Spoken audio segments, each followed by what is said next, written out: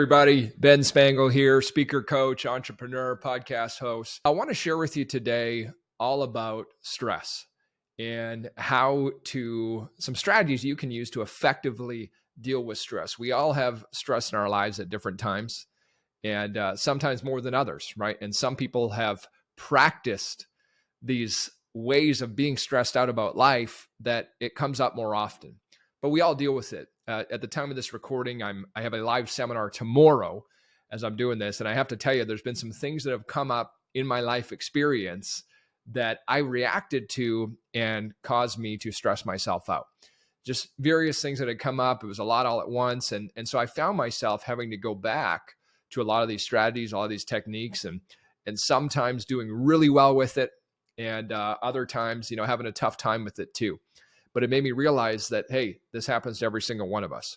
So what are some strategies? What are some tools that you can use, that you can apply in your life that can help you deal more effectively with stress when it does come up, when you do create it in your life?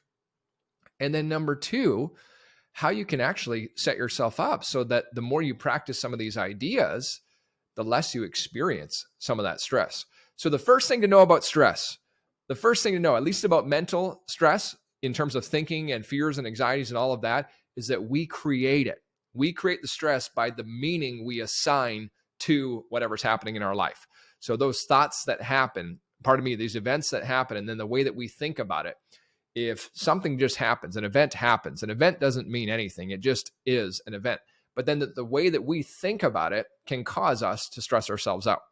So I have to remind myself, even when I find myself that I am stressed or I'm feeling anxious or I'm struggling with anxiety, which I still do at times in my life, I know, and I don't always recognize in the moment, but I know that I am the one creating that.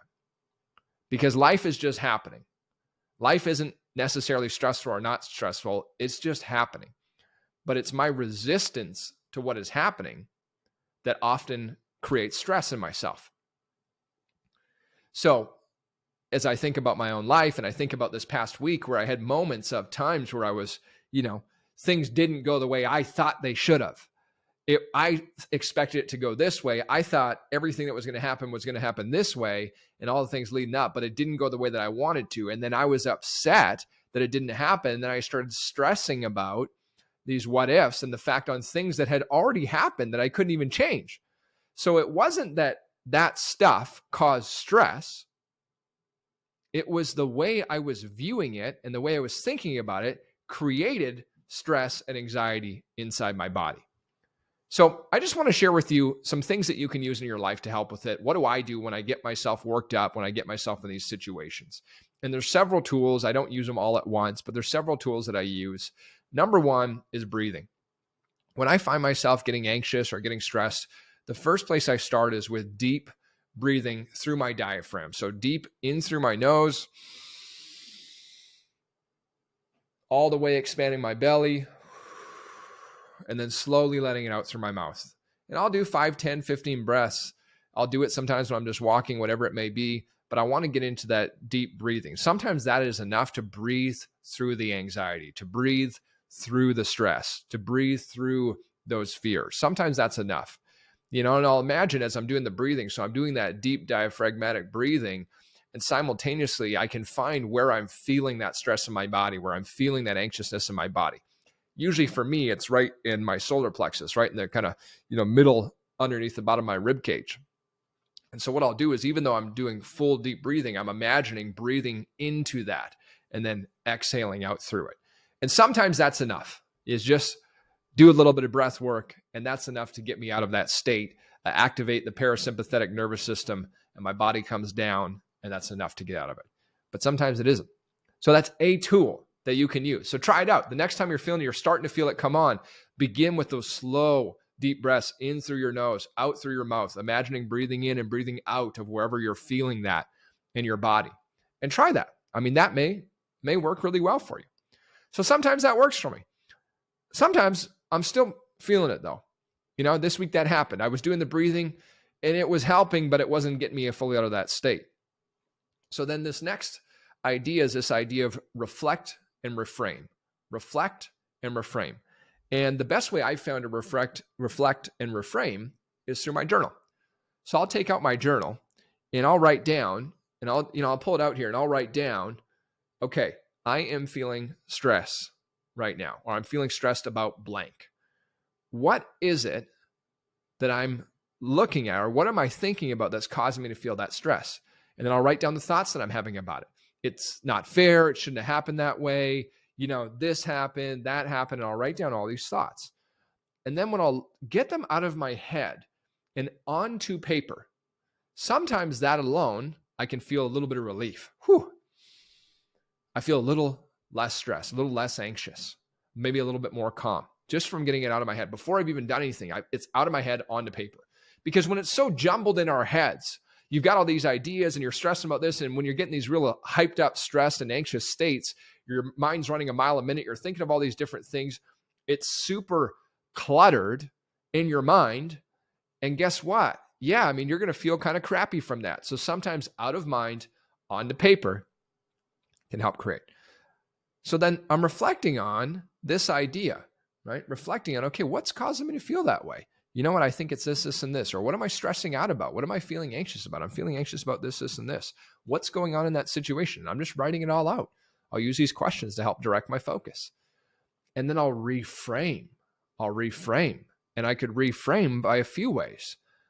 And I might reframe it by asking myself a question in my journal, writing out the question. How could I look at this in a different way? How could I look at it in a different way? And the act of writing, how can I look at it in a different way, causes my mind to think of a new answer. Well, maybe I could approach it like this. And here's another great question you could ask. What else could this mean? Because the stress is coming from the meaning that I'm assigning to the event. So when I ask, what else could this mean? And then I'm writing down, well, it could mean this, it could mean this, it could mean this. My goal is to not come up with a bunch of crappy scenarios, but my goal is to come up with more empowering meanings to it. Or what's a more empowering meaning I could assign to it? You know what? It's not that big a deal. It's a learning lesson. Everything's going to be okay. Hey, it's always worked out for me in the past. It's going to work out now. Those are more empowering meanings that I could assign. You could do the very same thing. And that's part of the reframing process too, assigning different meaning. And then what I really like to do when I'm starting to reframe is I'm looking at these different meanings, but I'm also looking at, okay, well, what do I want from here? Often the stress that we're creating in our lives is we're focusing on a regret of the past, which you can't change anyways, as we know, or a fear of anticipation of the future. And this often creates some kind of stress and or anxiety. But when we're regretting something in the past that we couldn't have done, you can't change anyways, or we're fearing the future, which hasn't happened yet anyways, we're creating that stress by focusing on that. So when we ask ourselves, well, what do I want? Let's say you're fearing the future, you're fearing not having enough money, you're fearing, something happening in the economy, maybe losing your job, losing your business, your health. I don't know, but you're fearing something. And then you take a look at that and you say, okay, well, I'm focusing on that and that's what's causing me to feel the stress. Well, what do I actually want? You know what I want? I actually want my body to look and feel great. You know what I want? I want to have an amazing job that I love. And we refocus to what I want. And then another reframing technique that you can use, shifting to what you want, but another easy reframing technique is looking at the situation. Once if you've relaxed a little bit, you've done some of these exercises, now you can start to focus more on the positive aspects of that situation, or what are the possible benefits of this? Because we live in a world of duality. There is no up without down, no in without out, no hot without cold. So what that means is that for every bad situation, quote unquote, that you look at in your life, there must be a positive in it. For every negative, there has to be a positive. That's the world that we live in. There's opposites. The law of polarity, as it's called. So focusing on that, you can find maybe the good in it. What's good in that situation? What are the positive aspects? Those are all things that you can do to help reframe. And then tying back to this idea of what I want, if I can get out of that state, I like to refocus on my vision, my future, and where I'm going. Because now once I get myself in a better elevated state and I'm able to look at life maybe through a different lens, now I can start shifting more on my desires and the things that I truly do want. And in doing that, I can often get myself out of that state. Now, let's say I've done all these things and these aren't working. What else do I do? I've talked a lot on the show about meditation. I talk a lot in my videos about meditation. If you ever come to one of our seminars, we even do meditations in the seminars. So I'm huge on meditation. Meditation's helped me change my life. I love a good 5-minute meditation, 10-minute, sometimes longer in the middle of the day if I'm getting myself worked up, because I still get worked up in my thoughts. I still get caught up in this stuff at times. And so sometimes the meditations are some of the best medicine, if you will. The meditation becomes the best medication for me to help me get out of these stressful thought patterns and feeling patterns and anxious feeling and thought patterns. So meditating is an incredible thing.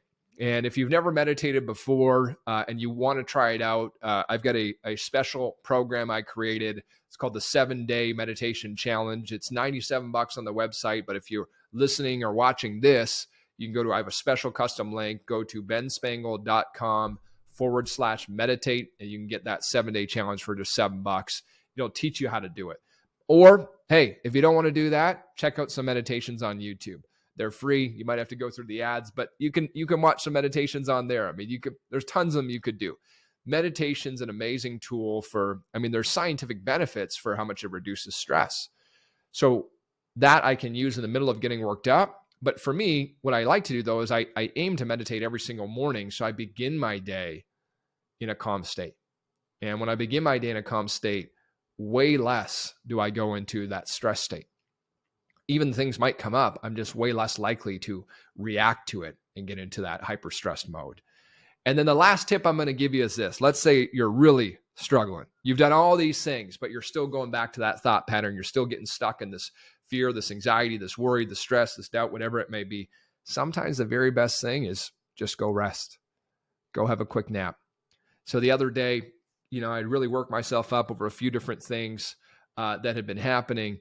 And I'd worked through some of the techniques, not all of them, right? Because I was just caught up in my own thinking, caught up in my own stuff. And so I wasn't even doing the journaling exercises, but I'm doing the breathing. And I just realized, you know what? I'm going to go take a quick nap. I'm going to go have a quick rest. So I combined a little bit of meditation, a little bit of rest. So I went and laid in my bed, put on some great meditation music, started thinking about some things that I wanted. And I fell asleep for about 35 minutes. And when I woke up, I was feeling so much better than I was the previous 35, 40. And then from there, I could now start to direct my thoughts towards things that I wanted. You know what? The rest of today is going to be awesome. Things are going to work out better. I know it always gets better from here. So these are strategies that you can apply in your life. I'd love for you to leave comments below in the video of which of these works for you. What do you like the best? Or what else are you using in your life when you get worked up and you're stressed out? What are some healthy, empowering ways that you can manage that and get out of that state? Or what are some of the things that you do and you can do that help you not get into that state so much? So I appreciate you being here. Thanks for tuning in. I hope you got at least one thing that you can apply in your life, because I'm all about practical stuff. How do we take these ideas and apply them in our life so that we can produce better and better results? See you soon.